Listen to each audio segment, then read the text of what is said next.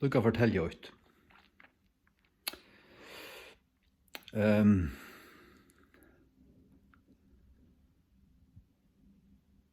Klantur og alt det.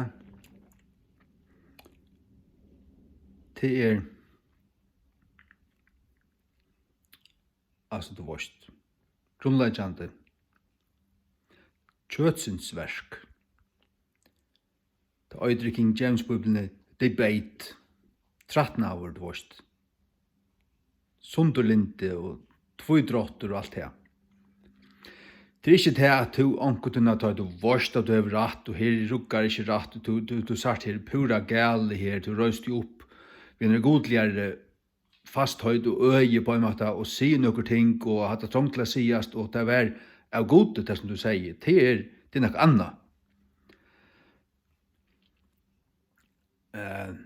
Nei, jeg opplever det at folk som jeg kjenner knapt vil skrive til meg, spør jeg meg om akkurat, og så jeg sverre pura ærlig an, sverre atter ved en e-mail, og så kommer jeg sverre atter til simpelthen så stinkande, og det som man øyder pøyler, altså. Du husker hva feilar, altså. Og det ser ut som at han som skriver ikke var interessert av det en sverre, altså han bare interessert av det i Jeremiah 43. Og så har vi opplevd at ankertene at leipa fram av i kjøtten og sverre atter av som og skuffo. Ja, så en ljauter baltefærende gång som bare kører atter fram, angandlig ut. Men så tar man bøynaveien tar som pøylerne komen for til Herren.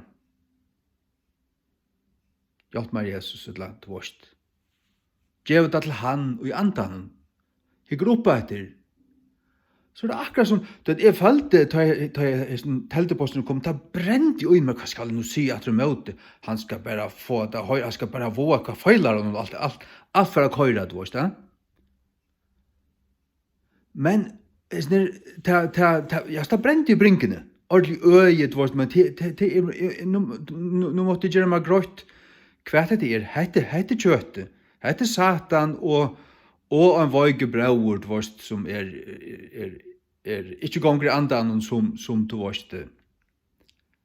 Gjør nok i kjøtten, men Satan vil til at jeg skal fære sted og fylkes ned. Nei, men ta i var stidler og gav det til Jesus og for å huske om han da brauren. Han vil jøkken hatt. Han vøyger, han kjører flest lunsje og Så, ja. Og øysene til at, ja, men har du ikke ångt gjort det samme? Fær fram i øye, i kjøtligere øye, jo, det har vi. Og så ble det lukket som til firegjøvnen, og vise nøye. Og så skriver jeg en søtan teltepost, alt det beste av vinneren, du vet, og gav honom et mer utførligt svær, hva jeg måtte vi. Det han bare spottet meg, sier jeg var skuibutter, og visste jeg ikke, og bla bla bla. Men jeg bare sværa i flatest. Nå slår de opp, og her, og siterer i versen, og sier, hvor jeg sier det som sier, såløs. Han var åpenbart så sånn innstittlar, hvis jeg ikke sa tingene som han sa deg, så var det fullkomligane. Og brukelig. Men jeg sverre han bare søtt atter. Fra andan. Og så røyser man seg, man fesser en kaffemunn, og det er noe søtt inni her. Ingen brennande eldur, eller pøyler, eller øye, eller agge, eller nekka som helst. Hatt er det? Hatt er det som vinner av tøy idla. Det er det. Men det vet jeg jo, altså, jeg sitter her, arbeid hjemme, årsak av sånne koronatattelen, så er det til at man får alltid telteposter av til. Edla SMS og ditten datten. Men da man best bare få fri folk. Det virker som at jeg må endelig slappe hava fri til å gjøre det som skal gjøre. Jeg skal bare forstyrrast og huggast etter og gjøre fortsatt og sånt. Men det gjør meg bare skje hvis jeg færre sommerløy. Hvis jeg sverger det at det bare tar måte og i andan vi en godlynsvære og i nøye og kærløyga, så tepper det. Det tepper.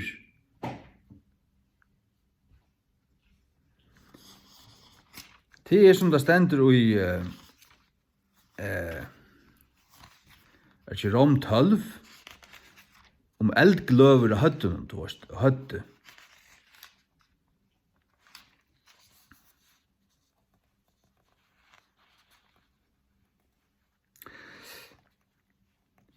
Ja, Rom 12 fra 19, fra 18.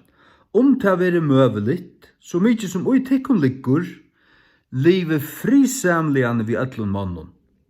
Så mykje som ui okkun liggur, det som liggur ui okkara parst, det som vi kunne råa i, så skulle vi liva frisamlian vi ætlun mannen.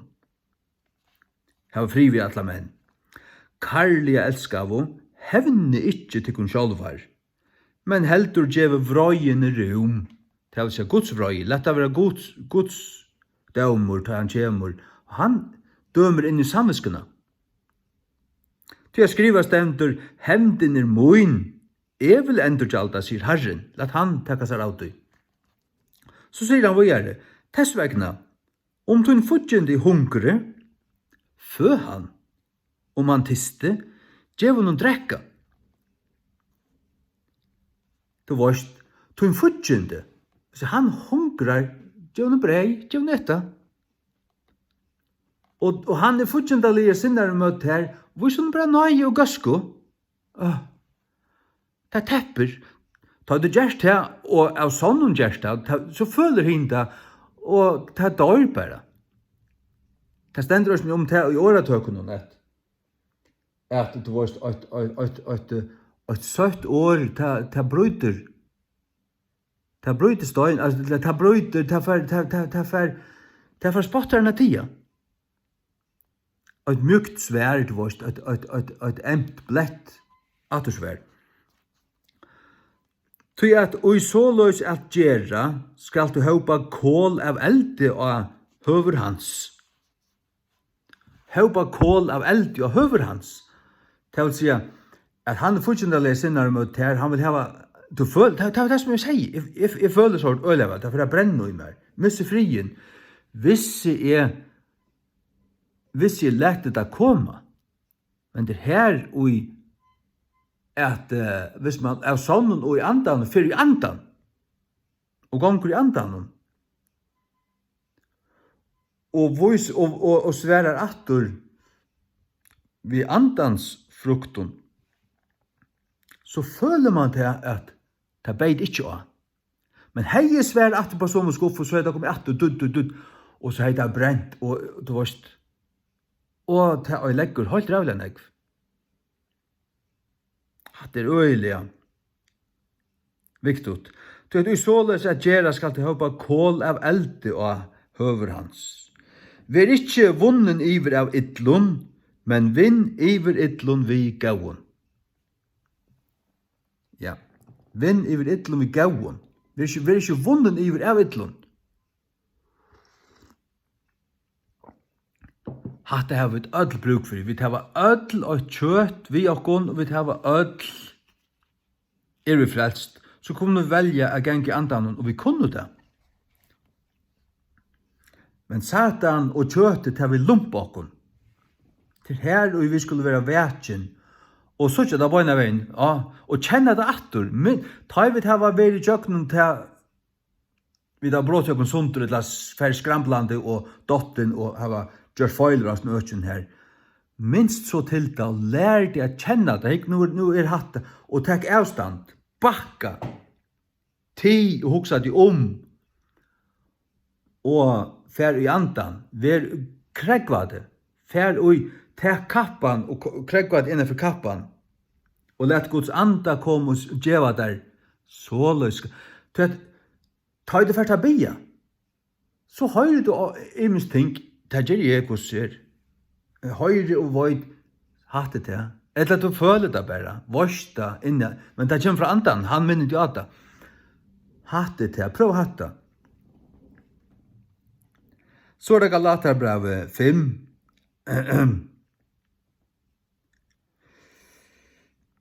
Ja, fra 15, hikk hva sender her, men om tid bøyde og oppete hver annan, djeve gater at tid veri ikke opptarter hver av øren, om tid bøyde og oppete hver annan. Så anser etter at det ikke veri opptarter av hver annan, så etter hver annan opp, vil du ha lett hver annan. Det og så det her som kører alltid, djeva satan skilden, et eller annet gjør de hårdt tre, nei, du har det kjøtt. Det det som Galaterbrevet 5 lærer dere. Han tar som kjøttet og andan. Kjøttet det gamla og endrefødda menneska. Det en utar, hvis du ikke ganger i andan. Han tar som en gang i andan her. Jeg skal bare lese det. Arne av 18 år finnes med kaffen.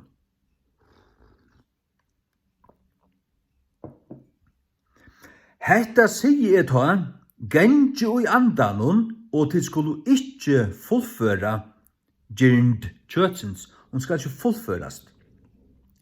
Det vil si, hun her. Hei du færdig henne av løy, så hei hun, altså det som blir fullført, det færdig som enda, ja, men så færdig også som byrjan, og så kører det så et løp, og så enda det.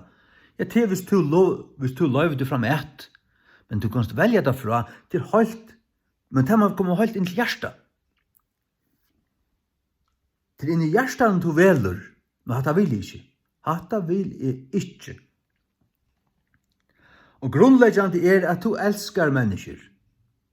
At du elskar, du vil ikke, ok, her sier han noen rævlige ting med meg. La ham bare teka det. La ham bare fyrirkjeva det. Og nemlig at det øysene, at jeg føler til Jesus hvis ni har sagt hva han sier. Men da jeg føler til Jesus, så det akkurat som at bare at jeg føler til hans er vitt og og så minnes det til, ja, man hikk alt det som du gjerst. Du føler til Jesus vitt og han teker det. Han nøye fotler, du gjotta det, og det blir vekk. Man merker det, at samvetskan røyn, synden ble bokstavlig tidsen av, va? Og øysene til hvis folk skriver og gjør rævlige ting mot okkon, hvis vi viser dem nøye og bare teka det til okkon, men altså og jeg kan hjertet fyrirkjeva det bare. Til øysene et halvt år siden at en vinner som kort Bibelen og etter postkassan, og så skriver han til meg, jeg har kort Bibelen som du gast meg og etter postkassan. Og det var det samme her. Det var, hva feilar hun altså? Hva har vi andre gjort om den godt? Nekker han tog?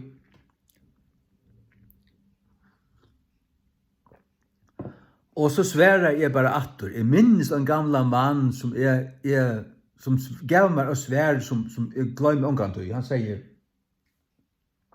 jeg sa at du orste alt mulig i han her, som ikke var rett, bla bla bla bla bla bla, og han lurte jeg bare. Så hukte han blutte på meg og sier, jeg elsker det ved Jesu kærløyga. Og han sier, ikke annars, han satt her i stålen, jeg elsker det ved Jesu kærløyga. Ikke mer. Jeg følte meg kastet skittene jeg fra hånden natter. Han sier bare at han elsker meg. Da følte jeg hvordan skitten var. Jeg har bare gatt og gårde djeva her, tilfellene. Og han sier bare, jeg elsker det bare. Det var det. Og det gløy meg omgang tog. Det gløy meg omgang tog. Og så at jeg sværer gjesten her samme atter som jeg kort Bibelen og postkassan, jeg sier, jeg fyrirgjev der vinneren, Og jeg elsker det ved Jesu kærløyga. Det alltid leie. Ikke svær, og ikke svær så gjerne. Og det bare at du vet, ok, det alltid leie. Du vet det? Og til at man sværer atter i kærløyga, og så kommer kærløyga inn i hjertet, og akkurat som frukstvatten, og skålar alla auhumskana ut, men sværer du atter av som skuffo, så kommer all auhumskan som bøyndu mot det her, hun kommer inn, og sværer du atter av som skuffo, så det bare dobbelsnegg, alt det som han gav, og det som du gavst øysene. Og kommer du ut til millena, så du fotler lorste. Så det best til.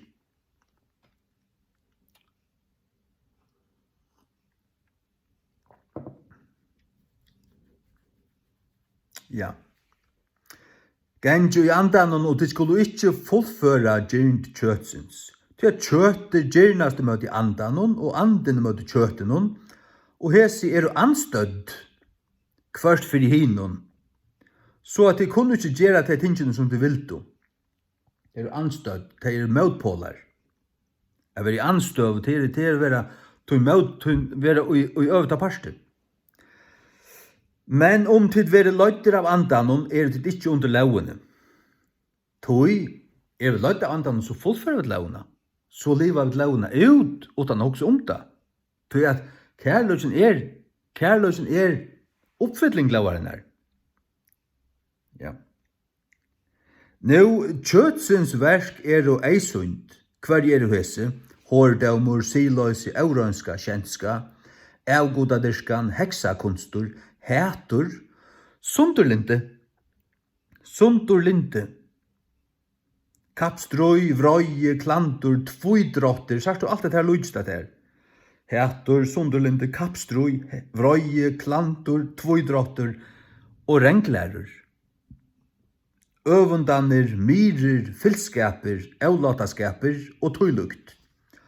Først sier tykkun framan undan, Øns og Øysten har sagt tykkun i farnare tøy at tøy som gjeras lykka luter skulle ikkje arva kongadømme gods. Men avvøkstur andans kærløyge, glede, friur, lengmau, mildseme, gauseme, trygg, sagt du. Og her det til at vi kunne ikke bare vite det her og hava det i teorien og vite jeg har tratt og har tratt. Jeg vet det her og kunne snakke om det alt det her. Men for at få det inn, så måste du ha sett det i verset. Du måste ha sett andre livet til ut. Du måste ha omkring firmynter. Du måste ha sett nøye. Bæg fra gode. Han som fyrirgjever okkon, tog øyve det fyrirgjever øren. Men det hjelper øyla vel at suttja det østene oppleva det av sitt egna hjärsta fra øren menneskjon. Tog det viktig at vi for en stund å hese tingene møyr. Leit jokken etter dømen, altså. Avvøkstur andans kærløyge, glede, friur, lengme og mildseme, gauseme til gøska, gauseme, tryggv, eimjugløyge, frahaldseme, ikke bare frahald, men frahaldseme, hva det seme? Det frahald halda seg fra, men frahaldseme, det en egen løyge. Ja, men det her in det skal. Nå tås vi om åren, ja, som stand her. Frahaldseme. Hva stender enske King James? Temperance. Ikke det? Ja, men ANCE til franskt ans, temperance, og et eller annet så rett. Og det seme. Så du, først King James ikke bare årene, men også parstene av årene. Han danset til.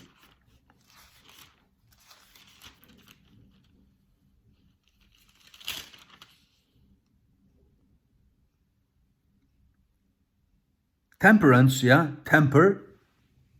temperance. Og det stendur det i Gamla testamentet at det skal være tempered til avstemma, balansera. Så temperance til også matehald. Men matehald og frahald det samme. Matehald. Så sånn lujtjast ord, det gengen ukort anna. Frahald seme til ta det og hjertan tjater. Det blir en parster av hver du erst og hvordan du erst. Han ikke bare frahaldande, og så gjør han det, men han frahald samur. Og så det hvordan han og det det. Til avvokster andans. Mildseme, det kunne være milne, men det er ikke å si. Milne, mildseme, gauseme, til gøska. Eimuglautje frahaldseme, og møte sluk under angen lau. Så han det ikke. Nei, jeg måtte til at nå sa jeg det her, og opplevde det her, og sa hvordan det virkar. Og jeg snøy om at det her, at det samla gløver på høtte. Hva det for noe? Sørst du, og i Efesus 6 leser vi om gløande ørvar hins ytla. Det var det som tog seg om i Jan, at det kom som en pøyler. Jeg opplever seg pøylarna mengan. År som pøyler, det brenner, man følte det brenner hjertan. Og Jakob skriver om tungen at hon som en eldur, du vet. Og setter eld og en hollandsk sort. Tungan til åkona.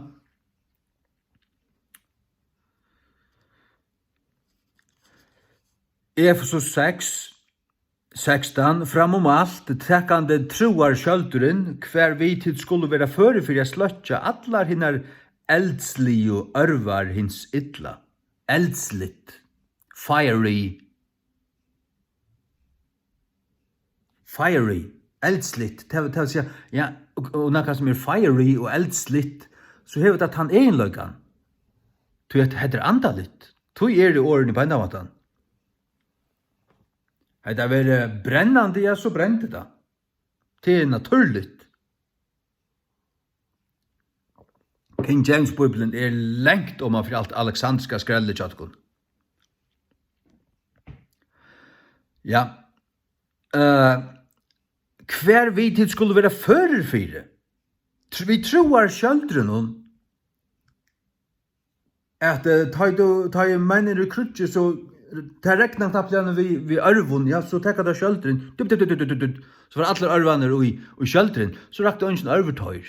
Det var det som vi opplevde her, at tan kjöldren jeg kunne bruka, men det var i samskifte vi halkandan. Hva skal jeg gjøre? Jeg svære at du så. Svære søtt. Og det virker jeg. Prøv at du tar samme gav. Og ja, ikke til å si, det varst du vel, at disse tingene har lykka nek bruk for å lære som en hverandre. Og det så det. Det godt å ha en lærer med, ja? For negende. Amen. Og det trett. Det samme hendte for en vik så gjerne at en har skrivet til min en av mine trimkanalene.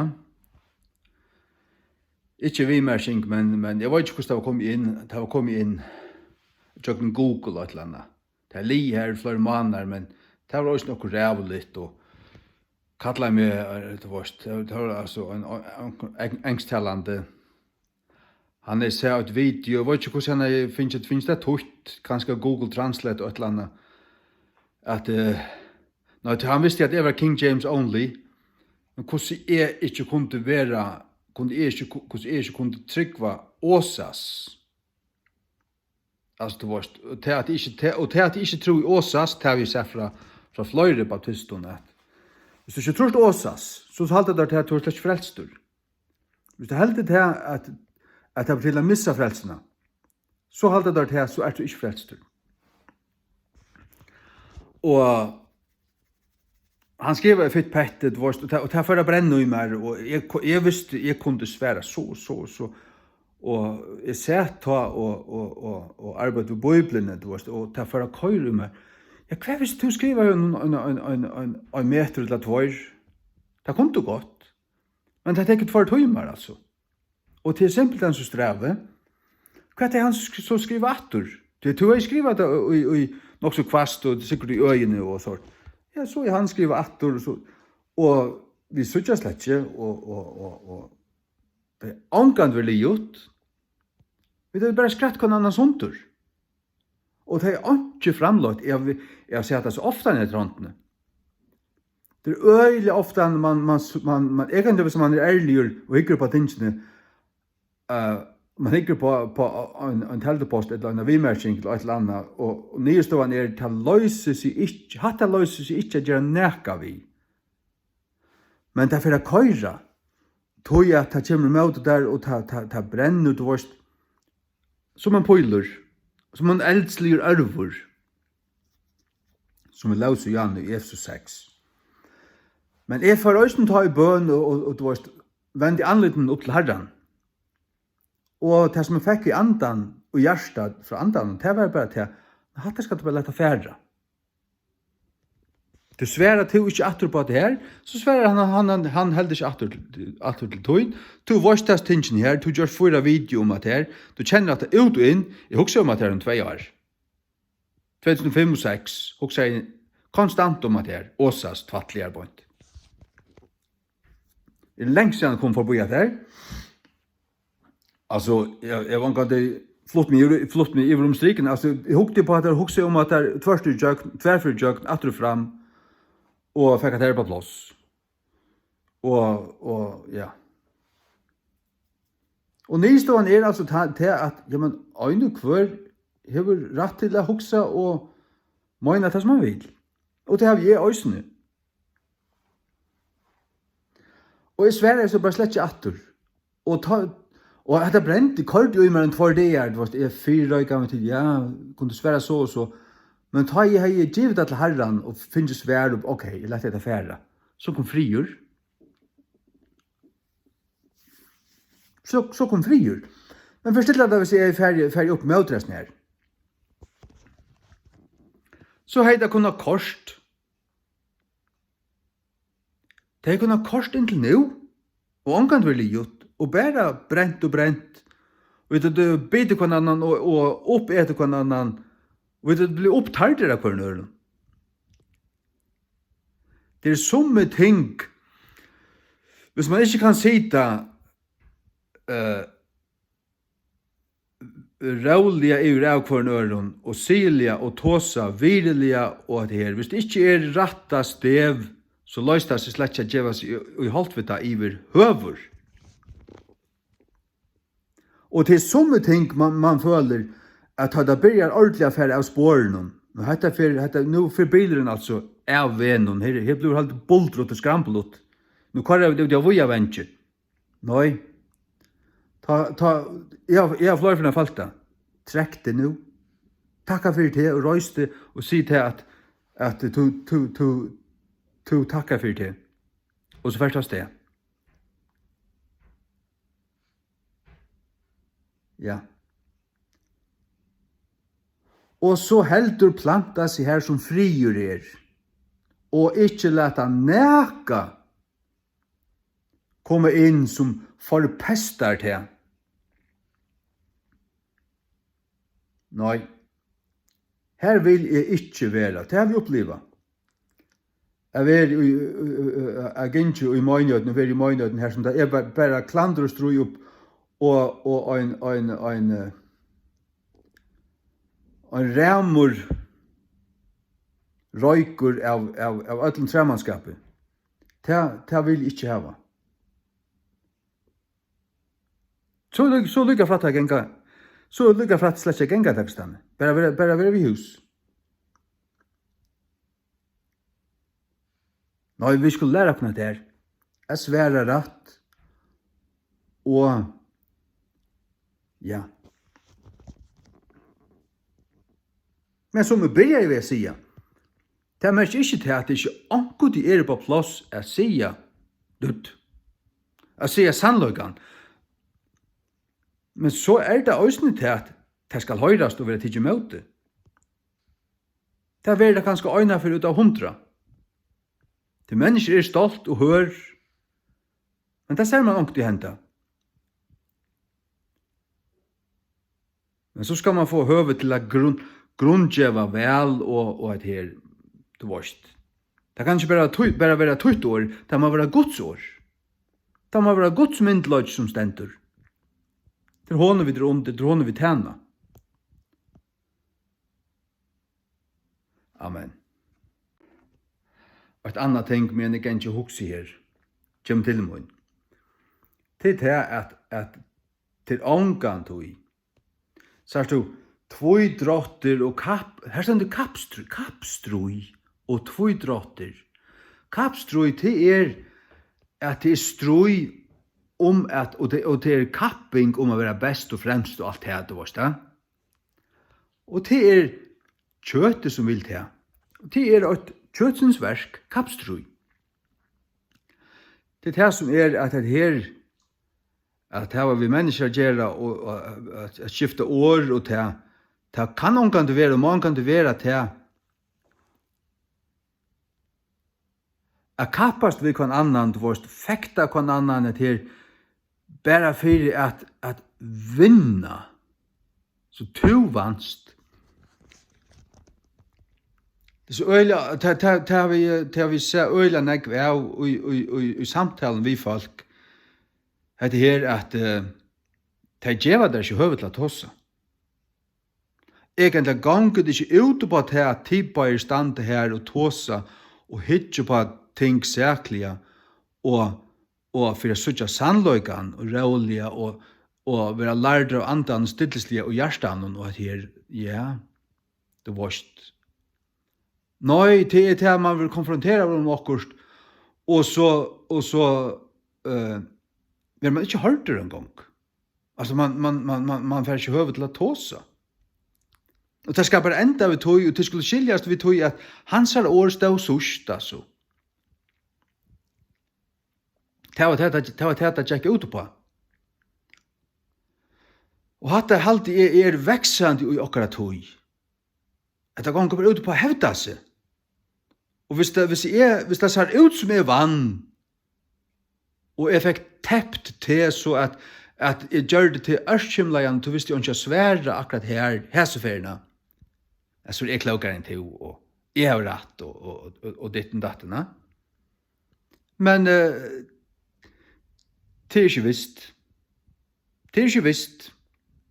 Jeg har nemlig sett at her, vi er jo åreskiftet vi omkring, og ta sa ut hint ut vel at tåsa er tutt og grulla vel skåren for tungkobanden og tåsa er vi koll til sunnlatande. Men så kom man avsøyes og man tjekker hokse om at det er en 2 måneder og be og nei, men minst lata og så liksom kom alt fram, du varst fra åren du varst kom fram og så sa jeg det pura klart. Men jeg har bare ikke vært nå klarer å svære, og egentlig slapp ikke svære. Det var endamålet at jeg ikke skulle svære. Endamålet var at gjerne meg for 3. Det var endamålet. Og hatta må ikke være framgangsmaten til okkon tryggvande i for øren. Det må det ikke være. Så er vi ikke interesseret i sannlagene. Så er vi ikke sannlagans folk. Det vil jeg være. Jeg vil heldur, altså jeg vil vite det og være sikker ut at det som jeg har, det som jeg lærer, det som jeg stander vi, at det er sannlagen. For sannlagans skuld. Det her stender god. Ikke noen halvun sannlaga, fotlun sannlaga. Fotla sannløkene. Og det bygges av Guds år. Og det kunne vi ikke stande av 2,5 alexandriske bøyblion. Det skulle ha en høyla antiokiska, byzantiska, føriska King James bøyblion.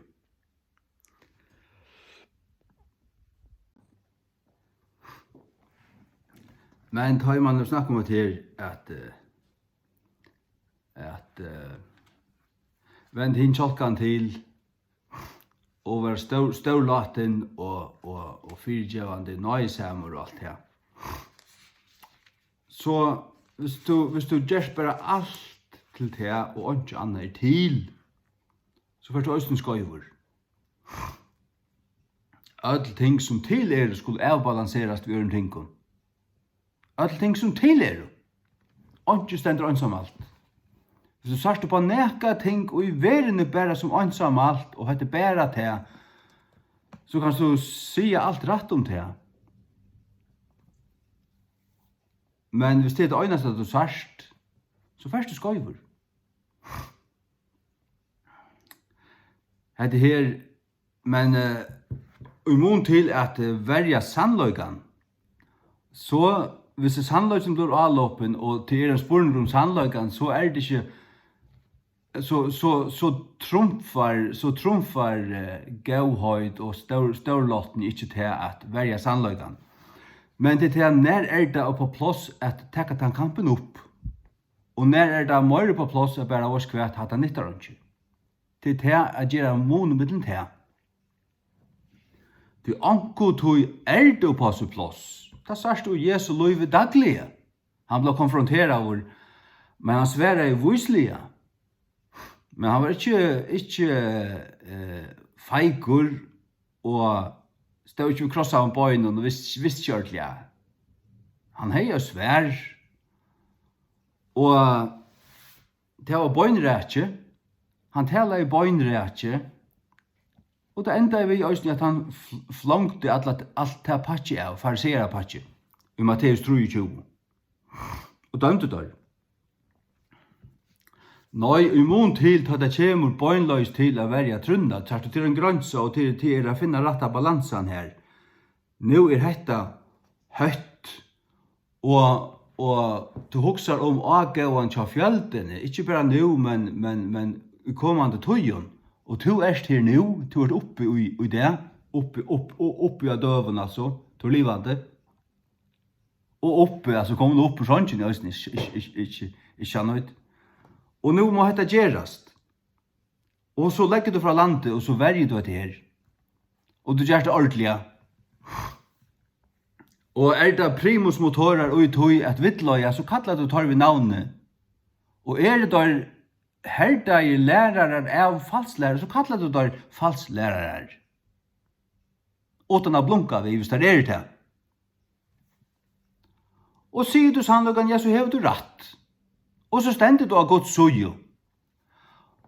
Men til det her personlige, ta i det sørst at her reagerer en brauer ut fra en sardon sinne, og han vøyker, og to sørst vårt kvett, at her ikke, det ikke en spørning om sannløyke her, han i kjøtten her, og to vårt, han ja, to vårt at han vil jøkken, to vårt han vøyker.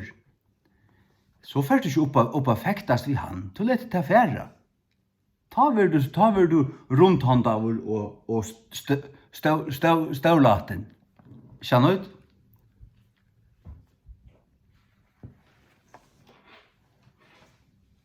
Støvlaten. Men ta det kjemur til å strøya for truttene, da teker du svør i hånd, og du choppar høtten i av. Judas kapittel 8. Judas tænar Jesu Kristus og brauer Jakobs til torra som halgair av gode fægirnun og varvøyter i Jesu Kristi og kallair. Miskun etikun og friur og kærløyge veri markvalda. Hatt elskav. Ta I vøyt I allan ugenskap a skriva tikkun hina felags frelso. Vær tenne I turvelet tja mer a skriva tikkun og formena tikkun, tid skuld og alvarsamlian struja fyrir truttne, som Soringar sier, truttne, som var øyna for finnjen tom høylav. Alvarsamlian struja fyrir truttne. Galater brann 2 leser vi om til at Paulus var her sammen med øren brøren, og her var Peter, og Petur, her var jøtar og høytningar. Og Petur var feikur. Han gikk ikke, han vegna jøtarnas skuld, så ville han ikke eta av høytningarna. Det var ikke det, jeg held det var det. Og Paulus sa dette her, og han hugsar disse høytningarna her som kommet til trygg og einfalt. Og vet hva det er utan Moselaut, nå det av nøye. Her en apostel som forheldte seg til jødanar møyre enn til de som flest av nøye. Det tåler Paulus ikke. Han stod med jo og bønt opp i anlitet, men han hørte. Og rettløyde han, men han hørte. Det er ikke vært akkurat som mjukt. Holdt det jo kanskje kauka.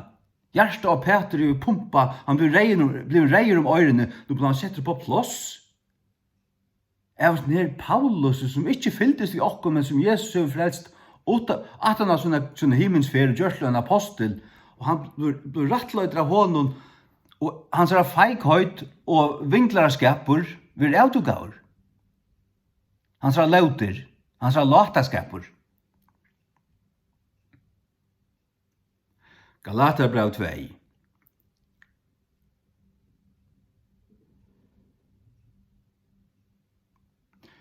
Etlo. Men ta i Petur var kommet til Antiochia. Antiochia var høvestøyen fyrir høytningamisjon. Jerusalem var høvestøyen til kyrkjen i Israel. Og her så du Petur, Jakob, Johannes og alle tøyr. Paulus ble høvesmæveren i Antiochia. Men nu kommer Petur til Antiochia, til å si høytningamisstøyene.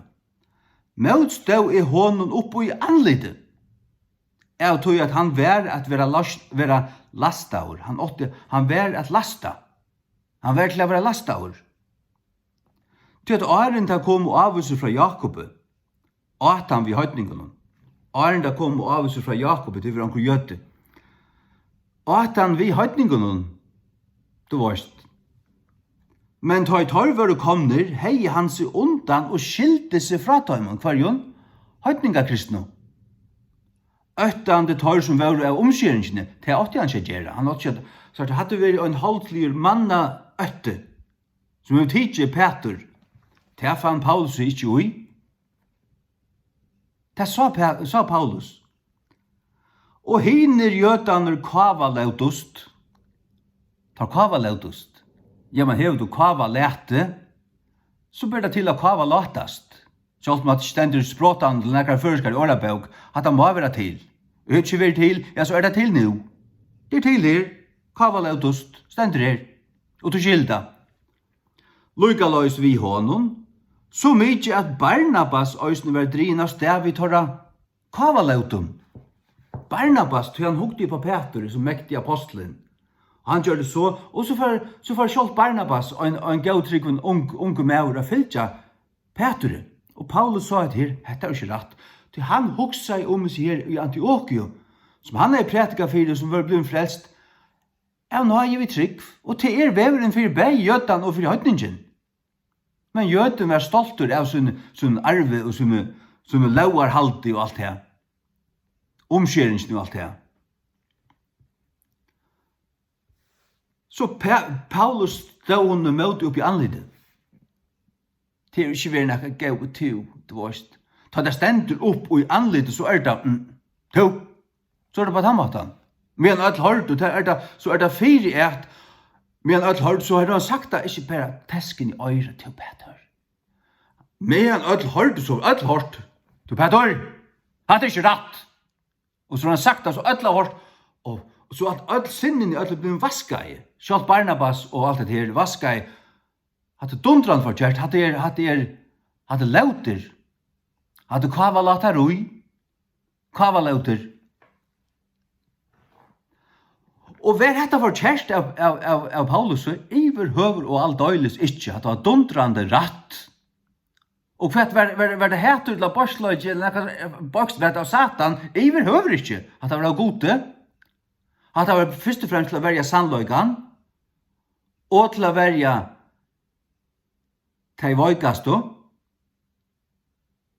kan man säga vojkast då? Nå, det är det att vara vojkur av flestra? Nej, det är inte att vara vojkur. Är det att vara orättvisor av flestra? Nej, det är att vara rättvisgjörter. Og hva er det som sikrer heimen til tryggvåkere? Så vi bergast ikke vid kjøttet, og møte kjøttet og blåe, men vi bergast vid svør i andans, og andan, og møte tignon, og andaherligen, og i høven plasson, som Efesos 6 tosar om. Men ta i sannløgjen høytter, så kan fitt høyt og harskar roi, som man høyrer nere i. Man hører det mellom babsan her, og man hører det nere i kvarjon misjonshuset. Hvis det nekka så, du vorst hva det her er. Vorst akkurat for det at det kom fra hæsson. Nå harska deg. Passa nå på det, tid nu gau. Ikke, vi nå hampelige for en prøys. Og så for sannløgjen håndan til, og vi høttor, og blekka vi ut. Men hampelig høyt skal råa.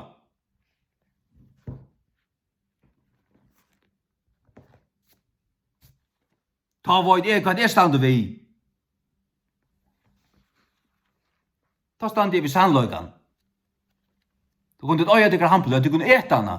Du kunne spurtja han oppur du kunne. Hun er kjøttlig, hun slett ikke antallig. Men det så at det halslitt strøy i middelen tvær, og her kommer tvær gamle menn, så stand du gjør noe hitja så snart og sier,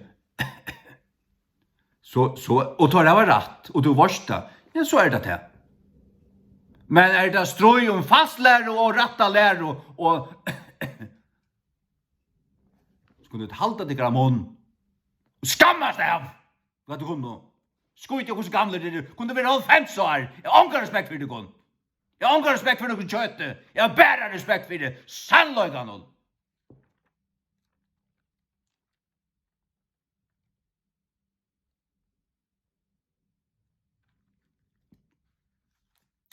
Fyra Korint 13. Velvilden til av sjálveskur kærløyge. Hva stendet om han?